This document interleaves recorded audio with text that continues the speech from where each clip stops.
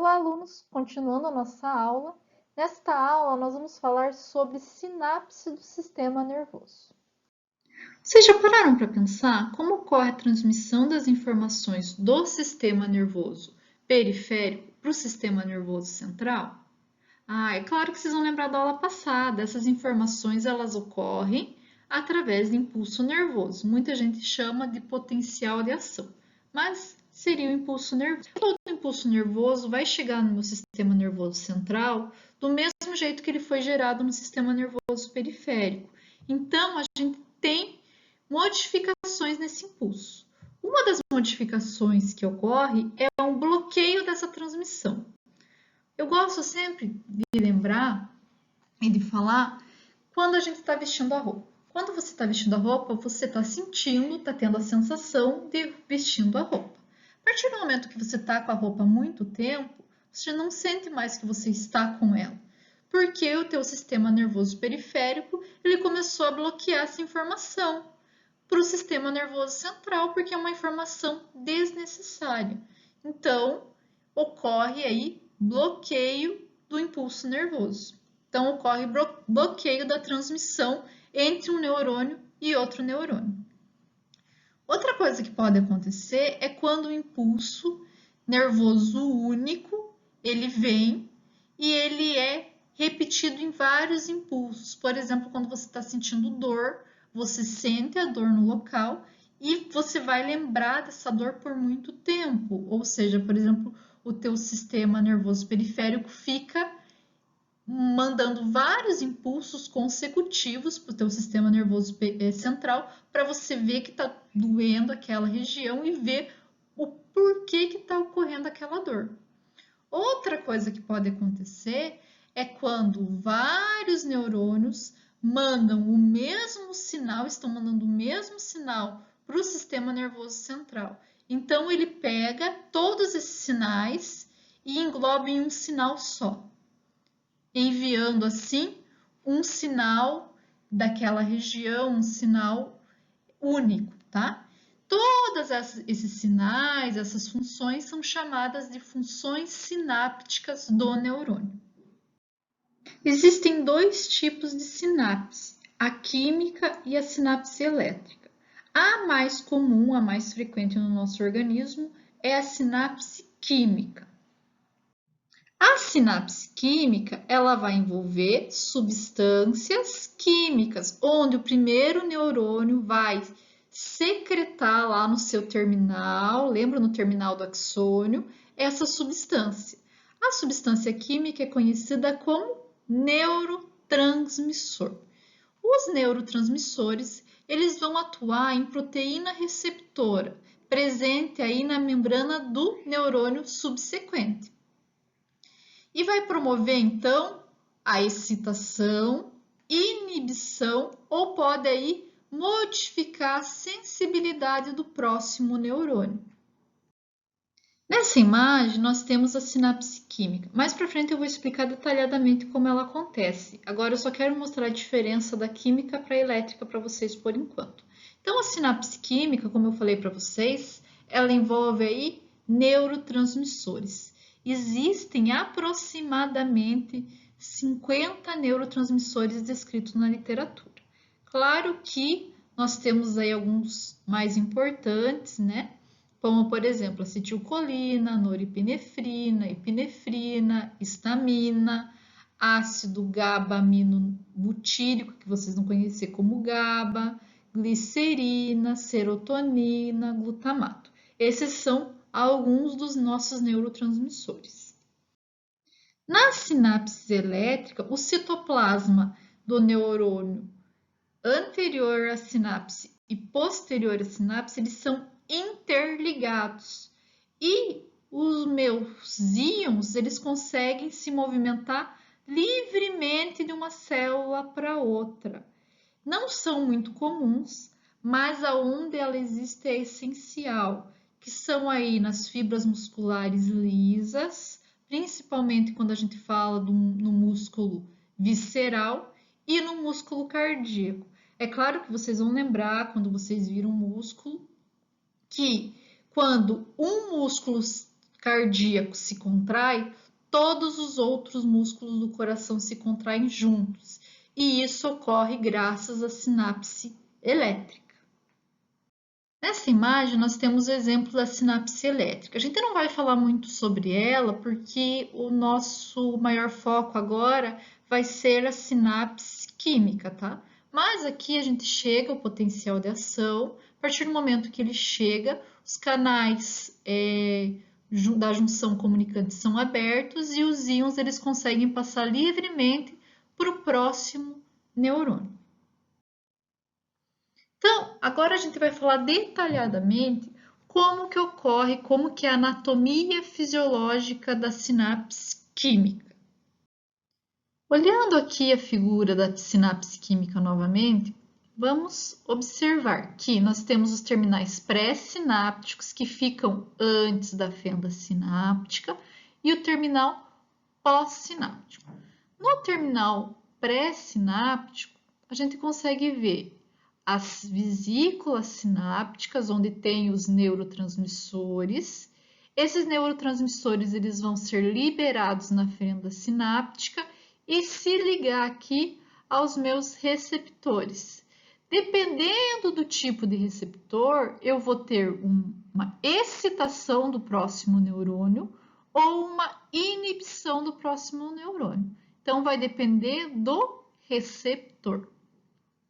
As mitocôndrias, elas vão ser as responsáveis por fornecer o ATP, que é a energia necessária para os meus neurotransmissores, para sintetizar os neurotransmissores. Mas a gente vai ver que nem todo neurotransmissor vai ser sintetizado no terminal sináptico daqui a pouco, tá?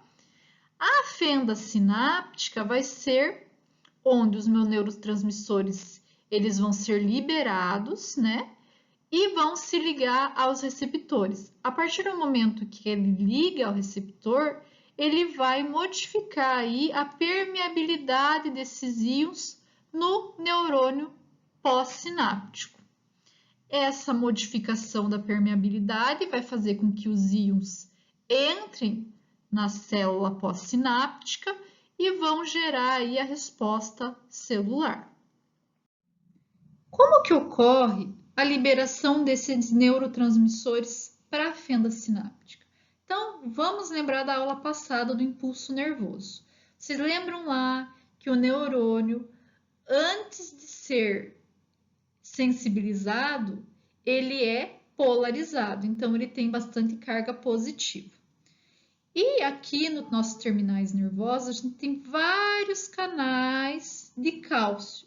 Esses canais de cálcio eles são dependentes de voltagem. Então, a partir do momento em que o meu impulso nervoso chega aqui no terminal sináptico, ocorre a despolarização da minha membrana. E isso faz com que esses canais de cálcio dependentes de voltagem se abram e o cálcio consegue, então, entrar no meu terminal pré-sináptico. Não se sabe bem como o cálcio ele atua na liberação dos neurotransmissores, mas alguns estudos indicam que esse cálcio, depois que ele entra no meu terminal pré-sináptico, ele vai atuar aqui na superfície interna da membrana, nessa região aqui da membrana pré-sináptica, e vai se ligar a algum sítio de ligação. A partir do momento que ele se liga a esse sítio de ligação, ele consegue fazer a liberação das minhas vesículas sinápticas. E então, o meu neurotransmissor consegue ser liberado para a fenda sináptica. Na minha membrana pós-sináptica, eu vou ter, então, os receptores, são proteínas receptoras. Essas proteínas, elas contêm dois componentes, tá? O componente de ligação e o componente intracelular. O componente de ligação é o que está aqui por fora da minha célula. Então, vai ser onde o meu neurotransmissor vai se ligar. E o componente intracelular vai ser o componente que vai conseguir atravessar a membrana e vai estar aí no interior do meu neurônio pós-sináptico. Os nossos neurotransmissores, então, eles vão atuar nos receptores pós-sinápticos. E nós temos aí dois tipos de receptores pós-sinápticos. Um deles é o receptor ionotrópico. Esse receptor, ele vai atuar na passagem do íon diretamente, ou seja, a partir do momento que meu neurotransmissor se liga a esse receptor, já ocorre a abertura do canal e a passagem do íon pela membrana. Já nos receptores metabotrópicos, esses receptores eles atuam como segundo mensageiro, ou seja, a partir do momento que meu neurotransmissor se liga a esse receptor, ele vai fazer com que ocorra uma reação dentro da célula e a partir dessa reação dentro do neurônio pós-sináptico é que vai ter a abertura do canal. A gente já vai ver um pouquinho sobre cada um deles, tá?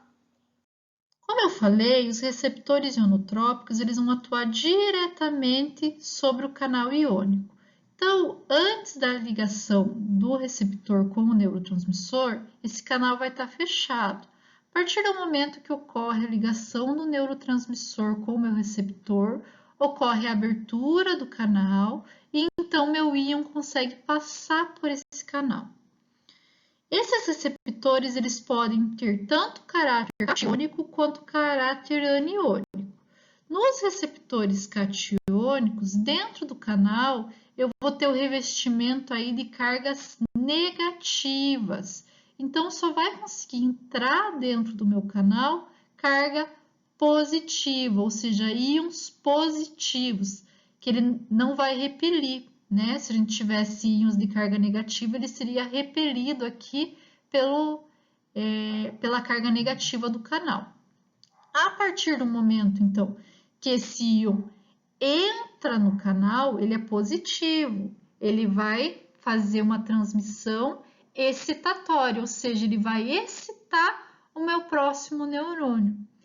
Esses íons, eles podem ser sódio, potássio, cálcio, que são íons de carga positiva. Aqui o exemplo que eu tenho para vocês é a acetilcolina. A acetilcolina é um neurotransmissor muito comum no neurônio motor. A partir do momento que ela se liga ao meu receptor, ela faz com que ocorra a abertura do canal de sódio e o sódio consegue entrar aí para dentro do meu neurônio e ele vai ter um caráter excitatório do meu neurônio motor. Já nos canais aniônicos, a gente vai ter abertura de canal para íon negativo. Mas como que funciona? Aqui nós não temos carga positiva dentro desse canal. Aqui a passagem vai ser pelo diâmetro do meu íon. O cloro, ele tem uma facilidade de passar nesses canais, principalmente porque ele é menor que o sódio. O sódio geralmente ele está hidratado, o potássio ele pode estar hidratado. E o cloro não está hidratado, não está ligado a nenhuma água. Então, ele consegue entrar mais facilmente nesses tipos de canais. Ocorre, então, uma hiperpolarização do próximo neurônio. Então, ele vai ter um efeito, uma transmissão inibitória, ou seja, ele vai inibir o outro neurônio, porque ele vai entrar com carga negativa para dentro desse neurônio. O meu neurônio em repouso, ele vai ter uma carga no corpo do neurônio, gente, de menos 65. Quando ocorre a entrada de sódio, por exemplo, ocorre uma excitação desse neurônio. Então, vai ter uma carga um pouco mais positiva dentro. A partir do momento que tem excitação, então vai ter o impulso nervoso. Quando entra cloro, ele vai ficar com uma carga mais negativa ainda. Ou quando sai o potássio, ele também vai ficar com uma carga negativa. E vai ocorrer a inibição do neurônio, então não vai ter o impulso nervoso. Quando a gente fala de receptores ionotrópicos, eles são receptores que têm uma ação rápida, ou seja, a partir do momento que o meu neurotransmissor se liga a esses receptores, imediatamente ele abre o canal e imediatamente ele desliga do neurotransmissor e fecha o canal. Então, é uma ação super rápida dentro do neurônio. Já quando a gente fala de sistema de segundo mensageiro, o efeito é prolongado e é utilizado pelo nosso organismo no sistema de memória, tá? Um exemplo que eu trouxe aqui para vocês é a proteína G. Então, a proteína G, ela está livre no citosol e quando ela está nessa conformação GDP, que é guanina difosfato, ligada à subunidade alfa, beta e gama, ela está inativa, tá? A partir do momento que eu tenho um neurotransmissor que se liga a esse receptor, se liga aqui, é claro, na fenda sináptica, né? Se ligou ao neurotransmissor. Dentro da minha célula ocorre uma modificação conformacional desse receptor. E a proteína G consegue se ligar a esse meu receptor. Logo que ele se liga a esse meu receptor, imediatamente ocorre a liberação da guanina difosfato. E no local dela a gente tem a guanina trifosfato, que é o GTP. Quando essa minha guanina trifosfato se liga, logo que ela se liga, ocorre a liberação da subunidade gama e beta. E a gente vai ter aí, então, um complexo entre o GTP, que é guanina trifosfato, e a subunidade alfa. Esse novo complexo GTP-alfa, então, ele vai ser ativo e ele vai aí desempenhar diversas funções dentro do meu citoplasma, dependendo, é claro, de cada característica do neurônio. Cada neurônio pode atuar de uma maneira diferente quando a gente tem esse complexo. Alguns neurônios vão fazer com que ocorra a abertura dos canais de potássio. Então, vão liberar potássio para o meio exterior aí do neurônio. Outros vão fazer, e esse canal vai ficar aberto por bastante tempo, vai ser um efeito bem prolongado, então vai ficar por muito tempo aberto esse canal, tá, pessoal? Outra coisa que pode acontecer é a ativação de enzimas, ativação, por exemplo, do monofosfato de adenosina cíclico ou também a ativação do monofosfato de guanina cíclico, tá? Então, isso aqui pode ocorrer, a ativação desses dois monofosfatos, e isso aqui pode melhorar, pode ativar aí a nossa maquinaria metabólica, ou seja, metabolismo de glicogênio, de gordura vai ser ativado. Então, isso aqui pode acontecer. Alguns medicamentos agem justamente para fazer isso. Por exemplo, a cafeína, né? Que vai estimular o nosso sistema nervoso central, tá? Outra coisa que pode acontecer é a ativação de outras enzimas intracelulares. E isso também vai desempenhar e induzir várias funções na nossa célula. E também pode acontecer a ativação da transcrição genética, formando novas proteínas no neurônio, modificando o meu metabolismo. Também está envolvida aqui na memória a longo prazo, tá? De longa duração. E como que ocorre a inativação dessa minha novo complexo, né? Essa inativação vai acontecer por causa da hidrólise. Então, vai ocorrer uma hidrólise e o meu GTP vai voltar a ser GDP e daí vai ter a ligação aí de novo da subunidade beta e da subunidade gama, tá? Então, esse sistema de segundo mensageiro é muito importante para nosso sistema nervoso, principalmente quando a gente fala de memória. Agora que vocês já entenderam como funcionam os receptores, a gente vai falar dos transmissores sinápticos. Os transmissores sinápticos, eles são divididos em duas categorias.